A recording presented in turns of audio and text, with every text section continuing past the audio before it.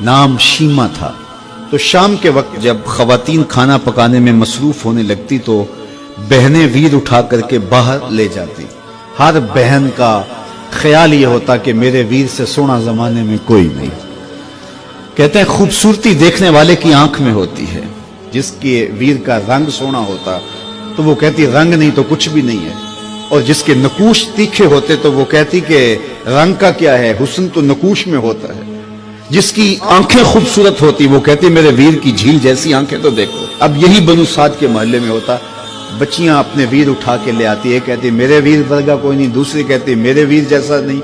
اتنے میں حضرت شیما اپنا ویر محمد اٹھا کے لے آتے، اور دور سے کہتے نہیں میرا ویر بھی آ گیا، تو سب کے سر جھک جاتے، کہتے نہیں نہیں نہیں شیما تیرے ویر کا مقابلہ تو نہیں نا، ہم تو آپس میں بات کر رہی ہیں۔ اور پھر جب کسی بہن کے ویر کو متفقہ طور پہ ساری کہہ دیں کہ تیرا ویر ہی سونا ہے، تو پھر اس کا فخر تدیدنی ہو نا، پھر ان کا ذوق آسمان کو چھونے لگتا۔ ابن حشام سیرت کی سب سے پہلی کتاب، اس میں یہ واقعہ لکھا ہے کہ پھر حضرت شیما حضور کو اپنی آغوش میں لے کے سمیٹتی اور پھر چومتی اور پھر وہ لوری دیتی، اور وہ لوری کے لفظ بھی لکھے ہیں، ربنا ابق لنا محمدا حتی اراہ یافعا و امردا، اللہ میرے ویر محمد کو سلامت رکھنا۔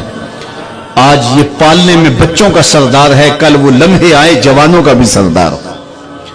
اور پھر جھوم جاتی، اور کیا خوشی ان کی دیدنی ہوتی۔ اور پھر وہ منظر بھی آیا کہ حضور علیہ السلام مکے چلے گئے اور یہ جوان ہوئی، اور پھر ان کی شادی کسی قبیلے میں ہو گئی۔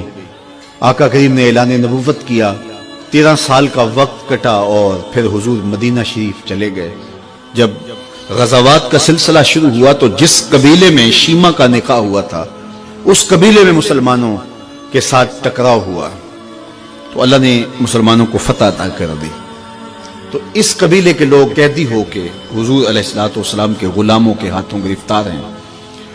تو یہ اپنے قیدیوں کو چھڑانے کے لیے قبیلے کے سردار ایک ایک گھر سے فدیے کے لیے رقم جمع کر رہے ہیں۔ چلتے چلتے شیما کے گھر بھی پہنچے، جو کہ ایک عمر کا حصہ گزار چکی تھی، اور جا کے کہا کہ اتنا حصہ آپ کا بھی آتا ہے۔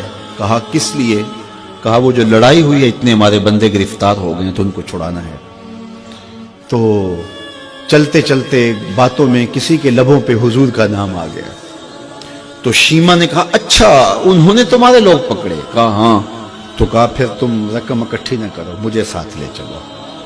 انہوں نے کہا تجھے ساتھ لے چلیں؟ کہا تم نہیں جانتی وہ میرا ویر لگتا ہے، وہ میرا بھائی لگتا ہے۔ قوم کے سرداروں کے ساتھ حضرت شیما حضور کے نوری خیموں کی جانب جا رہی ہیں، اور صحابہ ننگی تلواروں سے پہرا دے رہے۔ یہ مکی دور تو تھا نہیں، یہ مدنی دور تھا۔ اور شیما قوم کے سرداروں کے لے کے جب آگے بڑھنے لگی نا تو صحابہ نے تلواریں سونت دی، رک جا اے دیہاتی عورت، جانتے نہیں آگے کوچہ رسول ہے، آگے بغیر اذن کے جبریل بھی نہیں جا سکتے، تم کون ہو؟ تو شیما نے جو لفظ کہے وہ لفظ نہیں ہے، اس نے کہا خلو سبیلی وَعَلَمُوا أَنَا أُخْتُ نَبِيِّكُمْ، میری راہیں چھوڑ دو، تم جانتے نہیں میں تمہارے نبی کی باجی لگتی۔ تلواریں جھک گئیں، آنکھوں پر پلکوں کی چلمنے آ گئے، راستہ چھوڑ دیا۔ حضور کے خیمہ نوری میں داخل ہوئی تو حضور نے دیکھا، پہچان لیا، اٹھ کے کھڑے ہو گئے۔ فرمایا بہن کیسے آنا ہوا؟ آپ کے لوگوں نے ہمارے کچھ بندے پکڑے چھڑانے آئی۔ تو فرمایا بہن تو نے زحمت گوارا کیوں کی؟ تو پیغام بھیج دیتی میں یوں ہی چھوڑ دیتا، لیکن تم آ گئی ہو، اچھا ہوا ملاقات ہوئی۔ پھر حضور نے قیدیوں کو چھوڑنے کا اعلان کیا، اور کچھ گھوڑے اور چند جوڑے حضرت شیما کو حضور نے تحفے کے طور پہ دیے۔ ویروں کے دروازے پر بہنیں آئیں تو ویر خالی تو موڑا نہیں کرتے، تو حضور نے بہت کچھ عطا کیا، اور پھر رخصت کرنے خیمے سے باہر آئے تو صحابہ کی جماعت منتظر تھی۔ فرمایا صحابہ جب میں قیدی چھوڑا کرتا ہوں میری عادت تمہیں معلوم ہے کہ میں پہلے تم سے مشاورت کیا کرتا ہوں، آج ایسا موقع آیا کہ میں تم سے مشاورت بھی نہیں کی اور قیدی بھی چھوڑ دیے۔